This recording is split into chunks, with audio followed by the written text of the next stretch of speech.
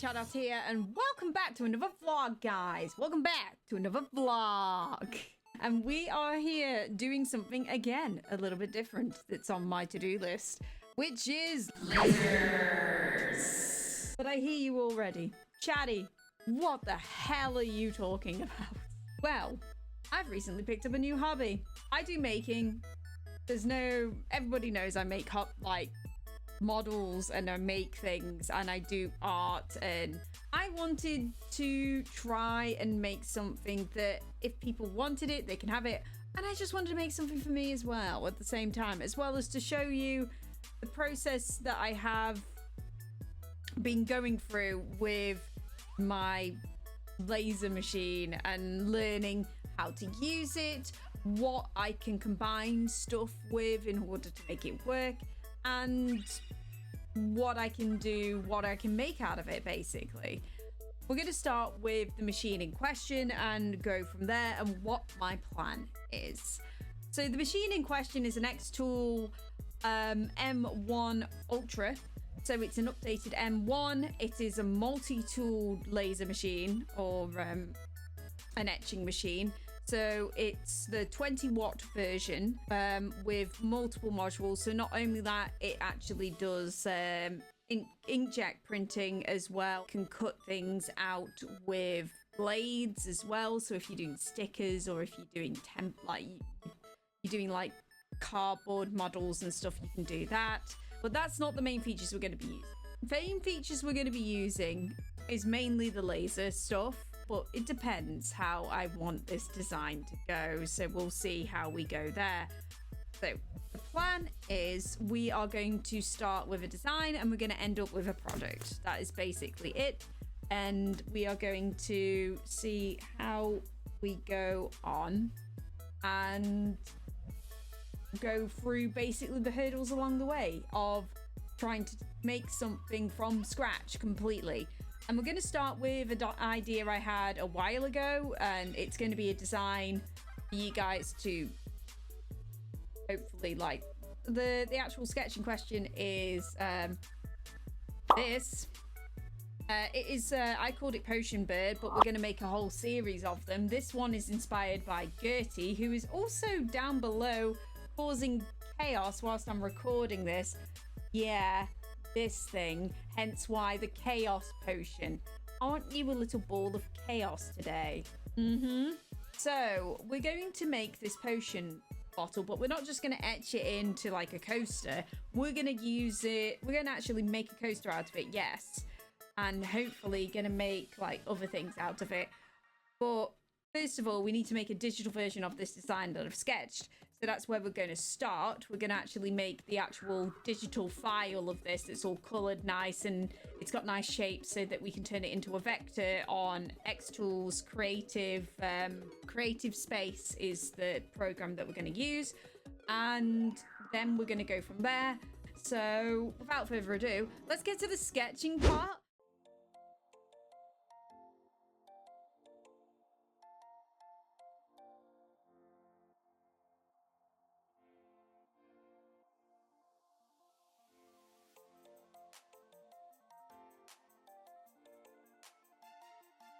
Right. It has taken several days. I only showed you a quick portion of like the line art that was being done, but now, as you can see, the potion is now coloured, highlighted, and I'm about to sign it off. I'm just about to walk away. Maybe I won't walk away. Maybe I'm not finished. I think I am. I personally think the design is all done. That took you guys, it's been like that, but for me it's been 3 days of work of making sure the line art's correct, and there's parts of the line art I think that are a little bit squiffy, so I'm gonna have to have a look at that just before we export it out to Xtool. We're going to have the line art be engraved, and then we're going to have the rest of the image being engraved, and then on top of that we're going to have it cut out. We're not going to do a complicated design, says the person who's made a complicated design, but for this time around, when I'm still learning with the machine itself and what its capabilities are, we are going to do this and see where we get. This is just an example to show you of like how I would go about from a design to something I can physically hold in my hand. My other half did actually think that maybe we should make this out of acrylic eventually and have it filled full of like oils with dirty in between. You can shake it like one of those toys from the 90s that I grew up with, and I can't remember what they are, and I'll probably put a picture up in a second. But yeah, something like that, maybe with some glitter and stuff, would be really, really cool.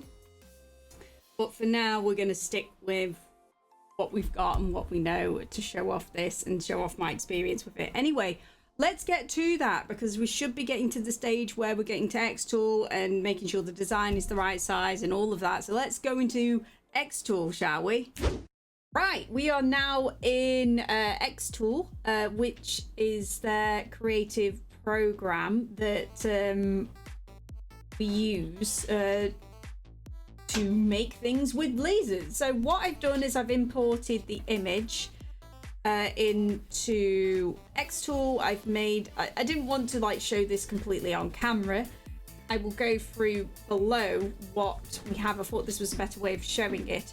So I imported the design, which is the image here. I then, using the trace tool, made a vector of said design, which is this big group of shapes here.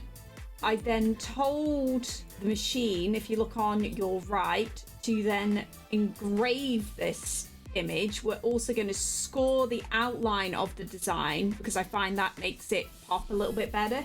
We're then also going to offset of said image to make a another vector to cut the actual piece of wood out. And then this ignored part here is the actual bottle, which is all we wanted was the shape of the bottle so that we can cut the acrylic out that's going to lie on top of the wood. I still don't know how I'm going to stick that together. I think I'm going to use wood glue. I am not quite sure, if I'm honest with you. I do have a really good wood glue that dries clear, and I'm going to have to use some clamps for that, but it would look good if it was pulled off. The next thing I kind of need to do is to shrink this down to the right size that it needs to be in order to be a coaster, because this is not to size at the moment. There's no sizes involved yet until I link it to the machine, and then we can go over that part. But I find this program really useful. I've only been using it, like I said, a couple of times. I've made a couple of designs on here, but it's pretty cool. It's like, if you're used to like Photoshop and you know layers, you just got to think there's two layers, two double layers. There's two sections. There's the actual function section, which is this part here, which is, this is the thing it's going to do last. This is like, that's ignored. This is the thing it's going to do first. There's your function layers, and then you've got down here your actual layers here. Yeah, let's actually move on to the garage, and I will show you how I'm going to actually set this up. I'm going to be filming on my phone, so I apologize in advance for the bad camera work. I haven't got as much of a setup on here, and it's probably better if I show you what I'm doing via my phone anyway. So without further ado, off to the garage we go. Right, hello there, welcome from the garage. I've got things set up ready. This is the machine in question. So this is the Xtool M1 Ultra. It's a multifunctional tool.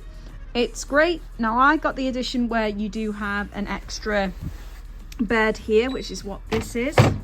So this is for this part here, which I'm not going to be using today, is for when you're using the rotary tool, which actually sits in here, which means you can do cups, tumblers, as well as glass stuff as well, anything round. We're going to try this out technically, with this being a diode laser, it technically can't do see-through acrylic or glass because it's not going to work. But there's a little trick that we're going to try. So this is going to be a little trick to see, because I've read up that this works. So we're going to see how this goes. Anyway, I'm going to get this set up and ready, because the first thing you need to do if you're doing a project, is you need to make sure it's clean. You need to make sure it's clean, because otherwise you can see all this dust here. That's no good. That's no good because it's a fire hazard. Luckily, this has sensors and everything. I've got the extra airflow and the extinguisher system, so this will be fine. It won't set itself fire, and if it does, there's safety systems in things to do that. So there's extra airflow. We also have airflow going up and out, all the way up here with the extra fan here, and then that goes out of the garage, thanks to my bird husband making that nice little extractor. You can buy their own extractor for this. Yeah, so I'm going to clean this. I don't just dust it off. I use this for when I finish a project, which is the isopropyl alcohol. I can never pronounce that properly. I use this in 3D printing as well. So I'm going to do that, get this all clean. And then I'm going to show you the next part, which is over here in my little workspace that looks a mess at the moment. I'm going to be using this here. I've already prepped it up ready. I've just been measuring stuff, but let's get the machine prepped first, and then I can show you the next part.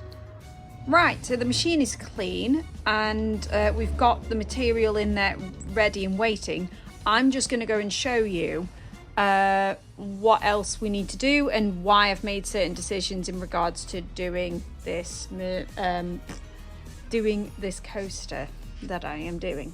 So first of all, we're a little bit limited because I didn't check my order for my acrylic, which is this. So it's not ideal.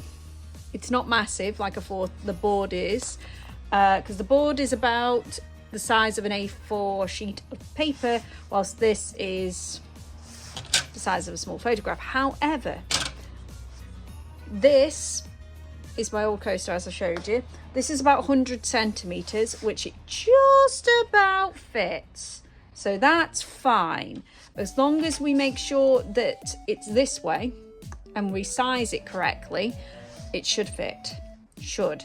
This is also 1mm thick, so we're going to see how that goes. It might not work.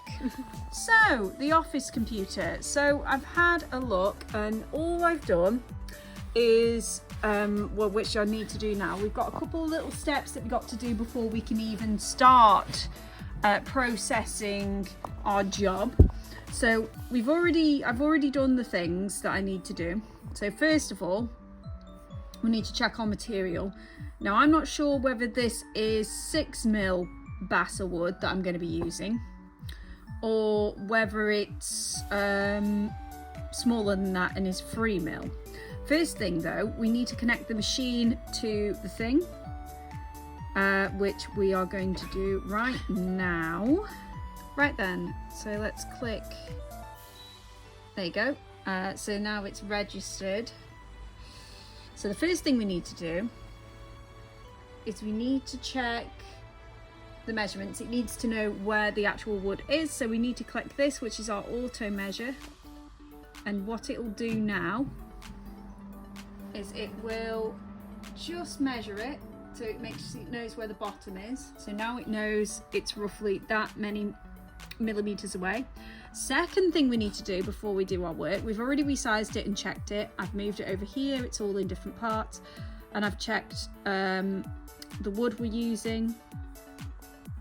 I just got to double check the wood we're using, but that will check the, basically once you program this in here with what type of wood, what type of material you're using, it will give you a guide on what how fast the laser should be and how strong the laser should be, as well as how many passes it needs to do. You can change these. Like I said, these are only guides. Next thing we need to do is we need to make our border, our perimeter. These are our marked processing areas, so this will tell the actual machine where its working area is, so that you don't miss the actual piece of material that you are using. So we are going to do that, and I'll show you how to do that. You click here, you click what we're going to use. We're going to use a rectangle. You click start marking, and then you go to the machine, flip up the casing and guide where the machine goes. So we're going to be about there, and then we click the button here.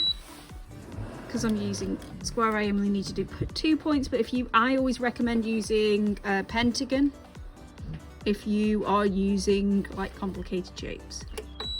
There you go. And it's marked out our work area, and we just go end marking and done. And that shows where our work area is. So I'm just gonna have to move this design a little bit further down. Right then, so we've done for our location of where our piece of work is. We've done a relocation of our design so that it is in our workspace design. I've also, now that I've measured it, it is actually 3 mil basswood. So that does make a difference, because that means it's going to take less power to get through a 3 mil board than a 6 mil board. So I've changed that in the settings. Again, once you've put the piece of wood in, it gives you a guide of how much power you're gonna need to get through. It is better if you do your own tests, but these guides I find are actually quite helpful. But first, let's send the job going. So we've done the processing of the job, which is just click process. I'm going to check the framing of it, which is basically the laser's going to show me how far it is, but this is roughly going to take half an hour, so I'm only going to show a little bit of it doing this. We're going to be ready to go in a second, but first of all, safety procedures, because we are dealing with lasers after all. So we're going to turn our fan on high. We've got our safety on. This is on auto, so this will kick in once this starts. And it's as simple as clicking start. And then it will come up to process the file, and now it's saying ready. We just click this magic button, and there we go. And I will see you guys in about half an hour when this finishes doing its thing.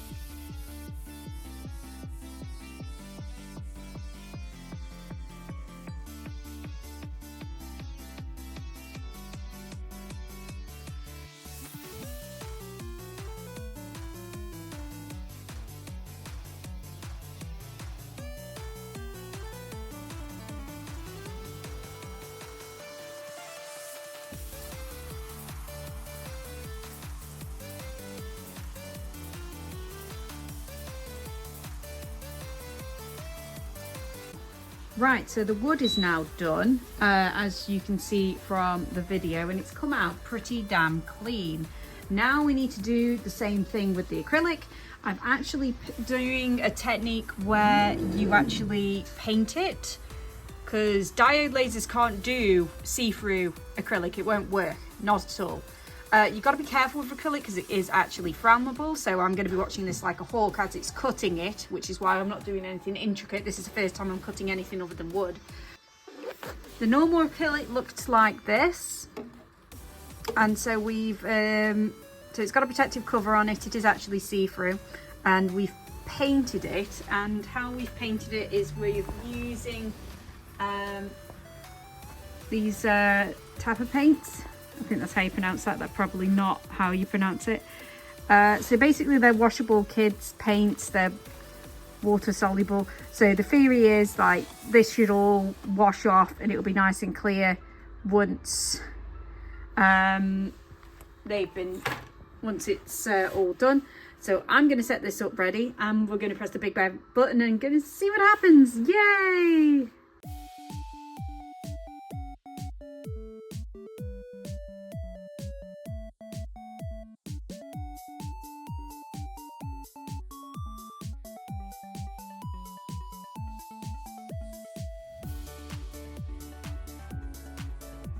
So a little bit of an issue.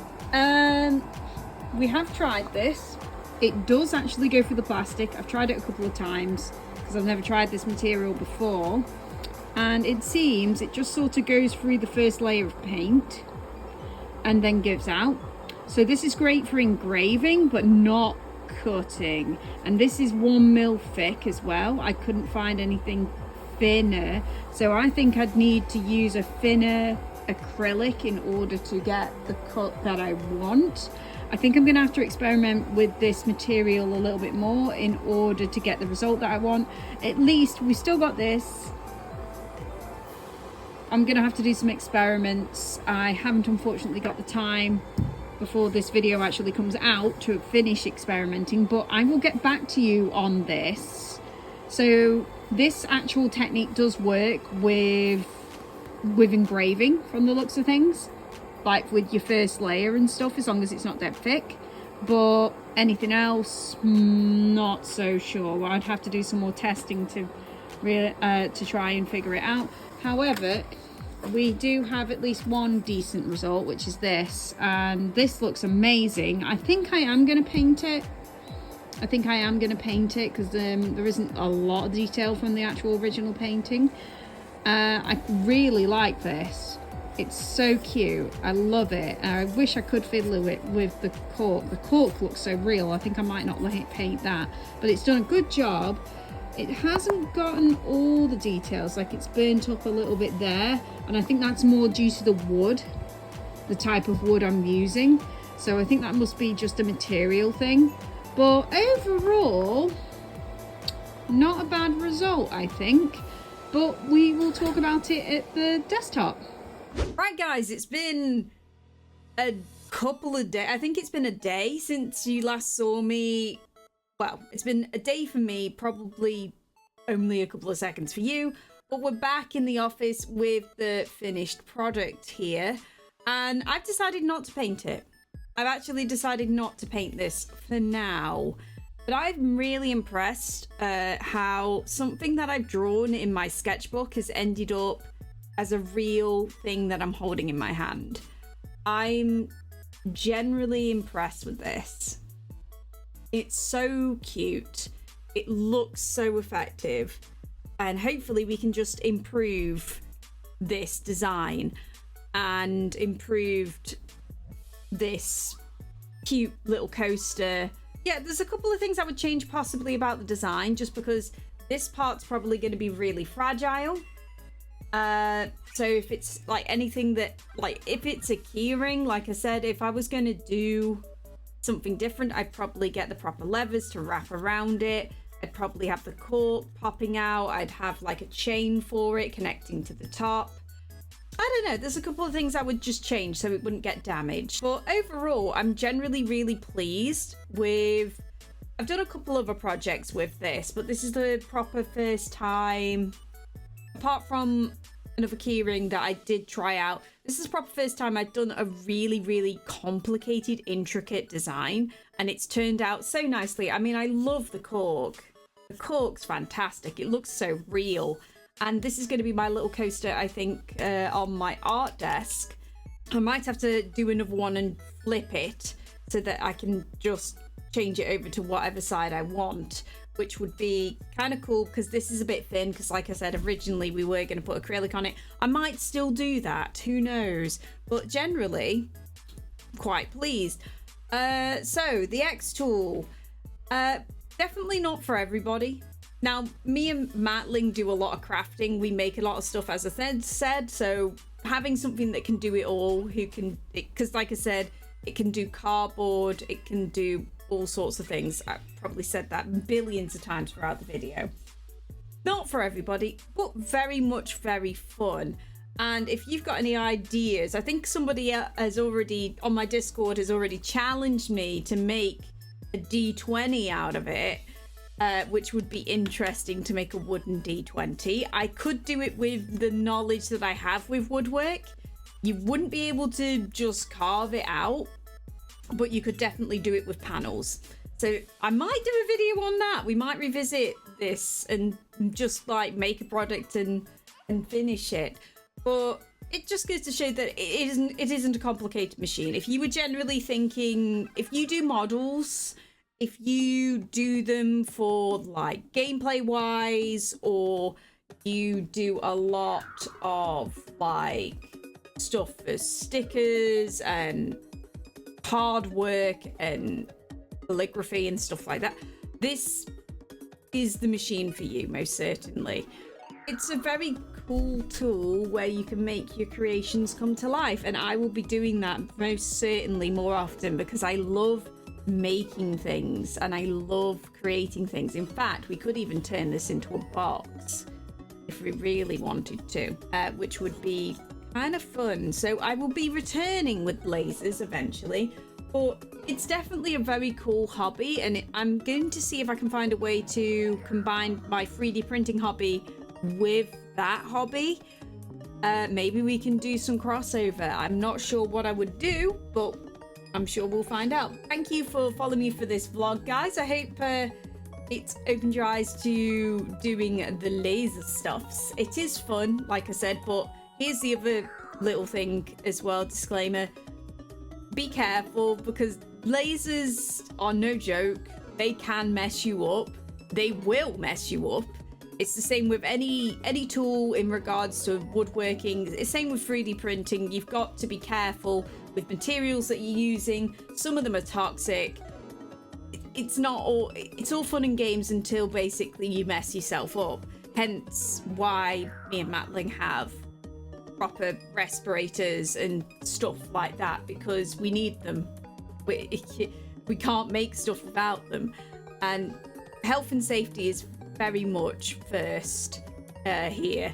Yeah, just don't mess with them. It's not a good idea. Anyway, guys, thank you so much again for watching this vlog. I hope it's opened you guys up to a new hobby possibility. It's been fun showing you. If there's any suggestions, like I said, any tips, suggestions, because I'm still very new to this hobby, please put them down below. If there's anything you want me to fully explain, I might even do a stream talking about it and explaining and going into more depth, because I know I didn't go as in depth with this video, because otherwise this video would be much longer than what it is. I thought we'd get to the actual point of it, which was to get the finished product. Anyway, guys, thank you for watching. Please like, please subscribe, don't forget to hit that notification bell so you guys know exactly when I'm uploading. As for when I'm streaming, you can follow me at twitch.tv/Chatty Chatot to hit the heart, and you know exactly when I'm streaming. Anyway, guys, I've chatted enough as per normal, and I will see you guys in the next crafting vlog. But remember, guys, Chatot!